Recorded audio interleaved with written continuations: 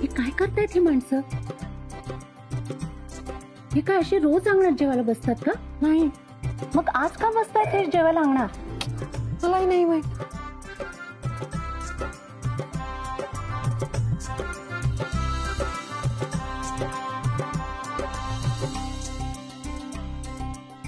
अहो, तुमचा या लग्नाला नकार आहे, तुमचा आमच्यावर काही राग आहे, हे आपण सगळं बाजूला ठेवू.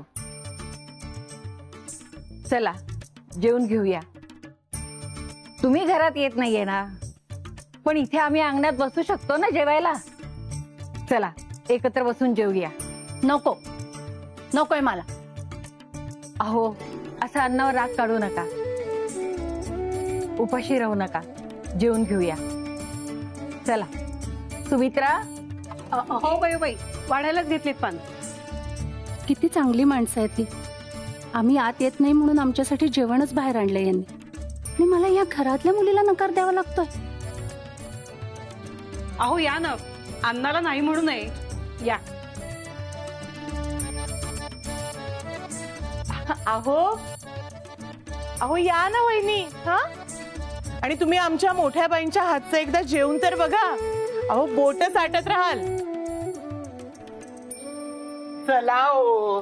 चल. अहो काय करताय? काय करताय? चला या. बस. हा या बसा.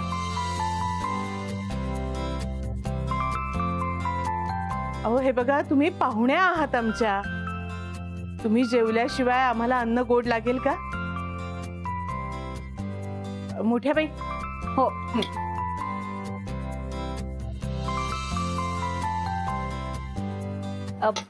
अजून वाढू का? नाही नाही, नको नको. अहो मग आता लवकर लवकर जेवून घ्या, पुढची पंगत पण बसायची आहे.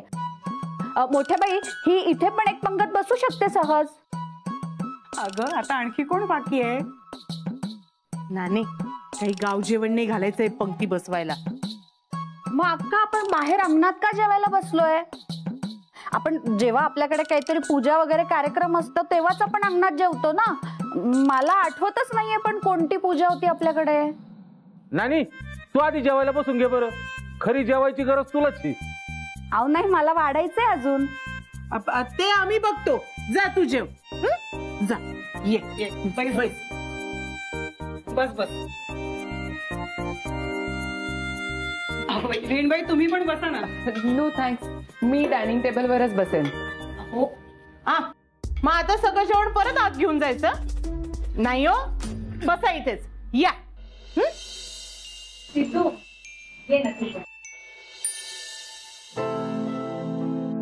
अहो तुम्ही जेवा ना. तुम्ही सुरुवात नाही केली ना तर आमच्यापैकी कोणीही जेवणार नाही.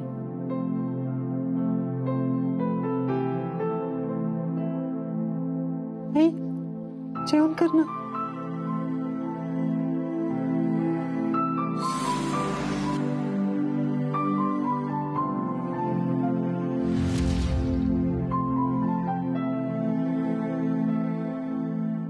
चला रे, आता सगळे सुरुवात करा.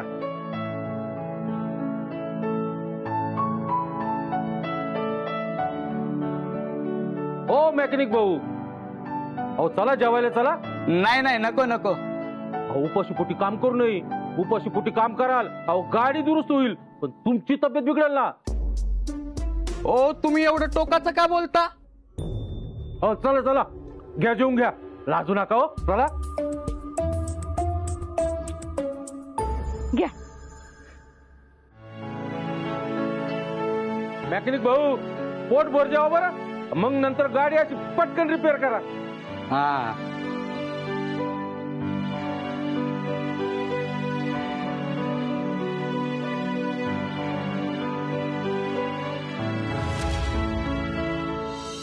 ही काय नाटकं चालू आहेत देशमुखांची? मुद्दाम ड्रामा करतायत ना?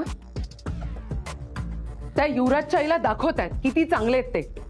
अरे अशाने ती खरंच इमोशनल व्हायची आणि द्यायची लग्नाला होकार. आवर तुझ्या फॅमिलीला. कसं आवरू?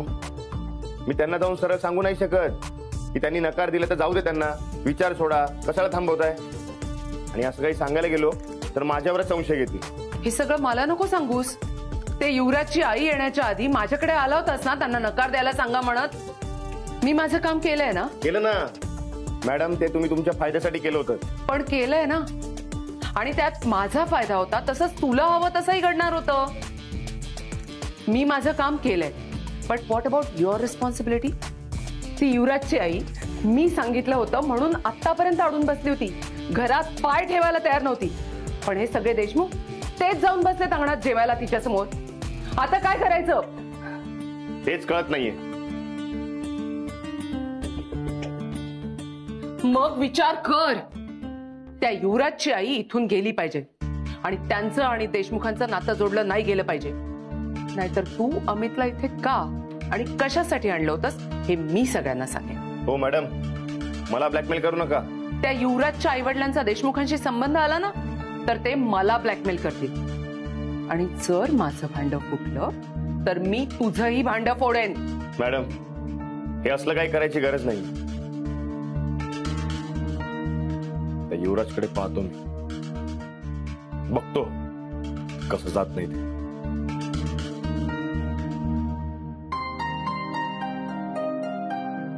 कसं झालं जेवण? पोटभर जेवलात ना? हो. चला आता जेवण पण झालं. हे मगाशी उपाशी होतात म्हणून चिडचिड होत असेल तुमची कदाचित. मग आता काही ठोस कारण आहे की अजूनही नकारच आहे तुमचा? रत्ना, अगं त्यांचा होकार असेल तर त्या सांगतीलच ना.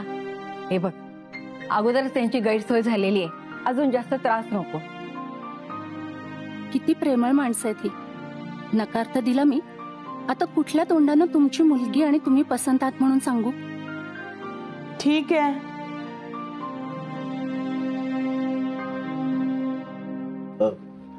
गाडीचं पंक्चर काढणं झालंय. गाडी तयार आहे. ही गाडीची चावी. अय्या, झाला टायर दुरुस्त? ए आदिती, तुला पण दुमण्यासारखी नकळतपणे टायरची हवा काढायला जमायला लागले बाई आता. म्हणजे तुम्ही मुद्दामून टायर पंक्चर केला होता? माफ करा. नाही म्हणजे देशमुखाच्या घरातून आज ताग्यात कोणी उपाशी पोटी गेलं नाही म्हणून मुद्दाम तुम्ही जेवून जावं म्हणून तुमच्या गाडीतल्या चाकाची हवा काढली आणि मेकॅनिकला सांगितलं होतं जरा वेळ काढ म्हणून. तुमची गाडी दुरुस्त झालीये, तुम्ही जाऊ शकता.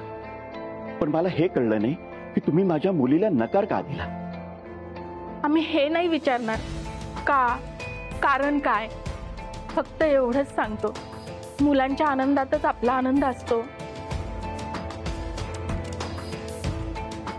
खरं माझाही नकार होता या नात्याला. पण दोघांच्या एकमेकांवर असलेल्या प्रेमाने माझं मन जिंकलं. माझा नकार होकारात बदलला. या दोघांच्या डोळ्यामध्ये पाहिलं आणि मग मला कळलं की हे दोघं जण एकमेकांशिवाय आनंदी राहू शकत नाही. मग आपण आडकाठी करण्यात काय अर्थ. संसार त्यांना करायचा, त्यांना एकमेकांच्या सोबत आयुष्य काढायचं. त्यांची इच्छा, त्यांचं सुख जास्त महत्वाचं आहे. तुमचा निर्णय बदलला तर आम्हाला खूप आनंद होईल. पण जर नकार असेल ना, कायम खंत वाटत राहील. युवराजसारखा जावई आम्हाला शोधूनही सापडणार नाही हो. हे सगळं काही झालं तरी तुमची इच्छा असेल तर युवराज फॅक्टरीच्या कामासाठी इथे राहू शकतो. त्यासाठी त्यांनी नमाशी लग्न करायला हवं, ही जबरदस्ती नाही. तुम्ही खरंच खूप चांगली माणसं आहात. खरं तर मला नकार नाही द्यायचा.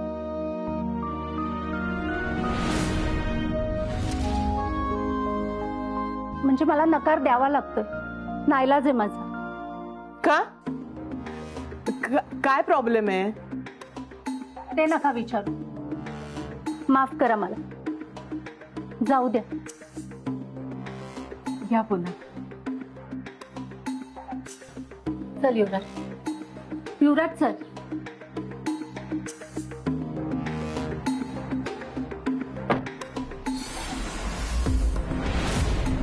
रमा,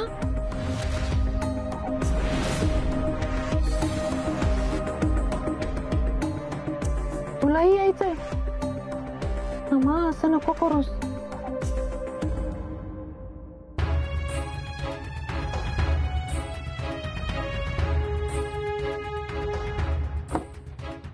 नमा उतर खाली.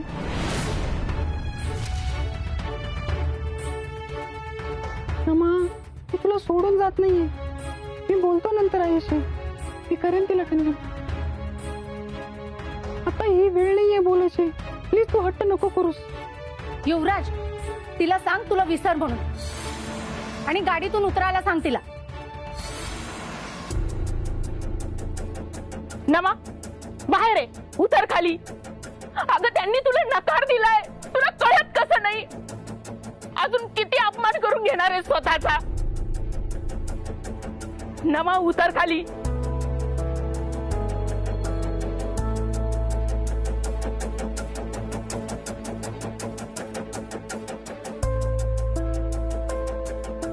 नमा नमा प्लीज शांत हो. त्यांना तुझ्या प्रेमाची कदर नाही. आमच्या नमाला खूप छान स्थळ सांगून आलं होतं, पण तुमच्या युवराजसाठी तिने ते स्थळ नाकारलं. नमा जाऊ दे अगं. त्यांना त्यांच्या मुलाचं मन कळत नाहीये, ते तुझं मन काय समजून घेणार? काकू, युवराजला कायम त्याच्या आवाजाचा कॉम्प्लेक्स होता. मी तर लहानपणापासून ओळखते त्याला. मित्रांमध्ये फार नसायचाच तो. त्याला त्याचे मित्र चिडवतील म्हणून तुम्ही त्याला सगळ्यांपासून लांब ठेवत आले. त्याला प्रायव्हेट ट्युशन्स लावले. घरी एकटाच खेळायचा तो. त्याला कॉन्फिडन्स देऊन प्रॉब्लेम्स फेस कसे करायचे हे सांगायचं सोडून त्या प्रॉब्लेम्स पासून लांब नेत आलात तुम्ही त्याला. जो कॉन्फिडन्स तुम्ही त्याला इतक्या वर्षात देऊ शकला नाही, तो कॉन्फिडन्स या माणसांनी दिलाय त्याला. त्याला समजून घेतलं, त्याच्यावर एवढा विश्वास दाखवला, त्याचं कॅलिबर बघून त्याच्यावर एवढी मोठी जबाबदारी टाकली. इथे एकटं नाही वाटत त्याला. आता कुठलाही कॉम्प्लेक्स सुद्धा नाहीये त्याला. फॅक्टरीच्या सगळ्या मीटिंग्स युवराज हँडल करतो. डीलरशी बोलतो, त्यांना समजावतो, डील्स क्रॅक करतो. ज्या प्रॉब्लेम्स पासून तुम्ही त्याला लांब ठेवत आलात, आज तेच प्रॉब्लेम्स युवराजने फेस करून ते सॉल्व्ह केले. आता तर त्याने स्वतःसाठी एक चांगला लाईफ पार्टनर पण निवडलाय. तो त्याचं आयुष्य पुढे नेतोय, पण तुमच्यामुळे सगळं अडून राहिलं. तुमच्या मुलाला खुश करण्याची ही एक संधी होती तुमच्याकडे, पण ती सुद्धा हातची घालवताय तुम्ही. नमा नमा शांत हो, रडू नकोस.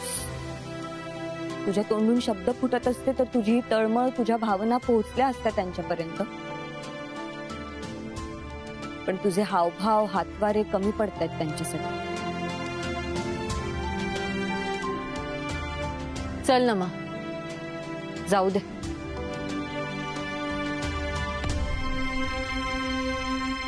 थांबा.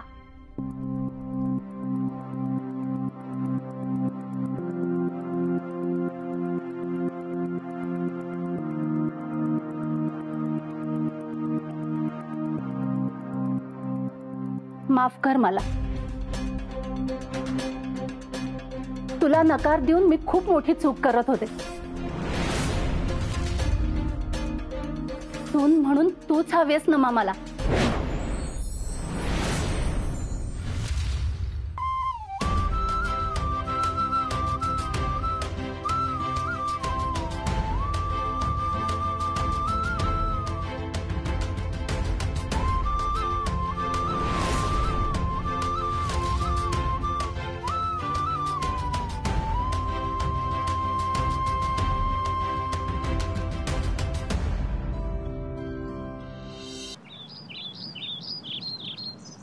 माझा तर या गोष्टीवर विश्वासच बसत नाहीये की लग्नानंतर नमा या घरात आपल्या डोळ्यासमोर नसणार आहे. हो ना, या रत्नाकांनी आपल्याला जाणीवच होऊ दिली नाही तिची पाठवणी झाल्याची. हा, आपल्याला जर माहित असतं लग्नानंतर ही सारखी येत जात राहणार आहे, तर निदान आपण तिच्या लग्नात रडलो तरी नसतो. मला इथे जवळच दिली ना, म्हणून कदर नाहीये तुम्हाला माझी. मला जर लांब गावाला दिली असती ना, मग केलं असतं आठवणीने फोन. रत्नाक्का कधी येणार आहे? आठवण येते तुझी. तुझ्याशिवाय घर सुन सुन वाटतं. अगं अख्खा जीव आहे आमचा तुझ्यावर. उद्या नमा गेली की मला सुद्धा खूप सुन सुन वाटणार. रत्नाक्का नंतर खूप वर्षांनी मुलीचं लग्न ठरतंय घरात. मुलाचं लग्न असलं की घरात आनंदी आनंद असतो, पण मुलीचं लग्न असलं की एका बाजूला आनंद आणि दुसऱ्या बाजूला ती घरातून जाणार याचं दुःख वाटतं. आता नमाचं लग्न झालं की थोड्याच वर्षात आर्याचाही नंबर लागेल आणि एका पाठोपाठ घरातल्या दोघीही मुली त्यांच्या सासरी जातील. घर कसं सुनं होईल ना. आर्या अजून लहान आहे, पण एक ना एक दिवस तीही जाईलच ना. अरे बापू नाना, तुम्ही अशा मुसू रडायला लागल्यानंतर नामाच्या लग्नाचं सगळं या वयात मला ठरवावं लागेल. अरे खूप तयारी आहे. या घरातली लाडकी मुलगी आहे ना, तिच्या लग्नात महागातला मांडव घ्यावा लागेल, चांगल्यातला चांगला केटरर मागवावा लागेल. त्या एवढं भव्य लग्न. अरे माझी लाडकी नात आहे ती. एकदा बयोची परवानगी घेऊयात ना. आला मोठा बयोचा लेख. बयोला विचारू म्हणे. मी एकदा ठरवलं ना तर तुमच्या बयोला हे आस्सा पटवून देईन सगळं. अरे आमची हेमा मालिनी आजही या धर्मेंद्रच्या शब्दाबाहेर नाहीये. काय म्हणालात? अगं नाही, ते आपल्या नामाच्या लग्नाचं चाललं होतं ना बोलणं. हा काही स्पष्टीकरण देऊ नका. अगं तसं नाही, ते जे आहे ना आपलं परवाचं. काही कारण देऊ नका. आणि काय हो, दिवसभर बसून अशा पोरांशी गप्पाच मारणार आहात का? वयो चिडू नकोस ना. आम्ही फक्त नमाच्या लग्नाबद्दल ठरवतोय. म्हणजे खर्च कसं करायचा, कसं लग्न करायचं, किती पैसा लागेल. नमाचं फक्त लग्न ठरलंय, अजून तिचं लग्न नाही करायचंय. पोरगी अभ्यासाला बसली आहे. आणि काय रे, तुम्हाला सगळ्यांना कामावर नाही जायचं का? काही कामं नाहीत का तुम्हाला? कोण करणार आहे ती कामं? मी करतो ना, मला सांगा काय काम आहे. सखा, अरे तू तुझी कामं करतोस, पण यांना यांची कामं सांगते मी. अगं बयो, सिद्धू आम्हाला काही कामच करू देत नाही. अगं सगळी कामं तो करतो. बापू अगा, गोटा साफ करून झालाय. नाना का आता मळ्यात जातो आणि मळ्यातली सगळी कामं करतो. पाहिलं भयो, अगं सकाळपासून हा काम करतोय. आमच्या वाट्याला काही उरलीच नाही. तो काम करतोय म्हणून तुम्ही बसून राहणार आहेत का? हा, एकाला दोघं असतील तर कामं लवकर आटोपतील. अरे पोरग काम करतंय म्हणून किती राबून घ्याल? ठीक आहे, नाहीत ना तुमच्याकडे कामं? चला एकेकाला मीच कामं देते. नको नको भयो, माझ्याकडे आहे ना काम क्लिनिक मध्ये. त्याचं काय आहे, सिद्धू इथे गोठा साफ करू शकतो, नाना बरोबर मळ्यात जाऊ शकतो. पण माझ्या क्लिनिक मध्ये काहीच करू शकत नाही ना. त्याला काय जमणार आहे तिथे? तिथे तर मलाच जावं लागेल. मी येतो. पल्लू, अगं माझी बॅग काढ. रेडी केलीस? हा तात्या, ते कालच्या धान्याचा हिशोब दाखवायचा आहे तुम्हाला. येत आहे ना? हो. हा चला चला चला चला. एकदा तुम्हाला दाखवून दिला. चला लवकर चला. काय की सगळी कामं सिद्धूने केली आणि हिने पापड बनवले, तर पापडाचं पॅकिंग करायचंय ना, ती मलाच करावी लागणार ना. अगं आलो ग, येतो पटकन पापडाची पॅकिंग करून देतो. सिद्धूच्या आधी मीच मळ्यात जातो. सिद्धू तू काही येऊ नको मळ्यात, मी करून घेतो सगळे कामं. भरपूर काम आहेत.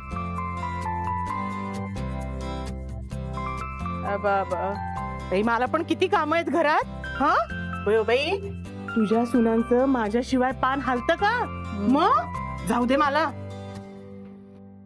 बघितलं सिद्धू, सगळ्यांना आपापली कामं कशी आठवली ते. हे बघ सिद्धू, तू त्यांना सवय लावू नकोस. अरे अशाने सगळे आळशी बनतील. आणि हे बघ, तू फार राबू नकोस बरं. अरे नमाच्या लग्नात आपल्याला खूप कामं करायची आहेत आणि त्यासाठी तुझा उत्साह असाच वाचून ठेव. काय? हो करणार. याच्यापेक्षा जास्त उत्साहाने करणार. माझ्या लाडक्या बहिणीचं लग्न आहे. असं थाटामाटात करणार ना, सगळे बघत राहतील बघ. सिद्धू, थकला असशील रे. जा आतमध्ये जाऊन काहीतरी खाऊन घे. खूप दिवसांनी का होईना मी इतकी कामं करतोय म्हणून बयो आजीला माझी दया आली. हळूहळू सगळ्यांनाच यायला लागेल. अजून थोडे दिवस कष्ट घ्यावेच लागतील.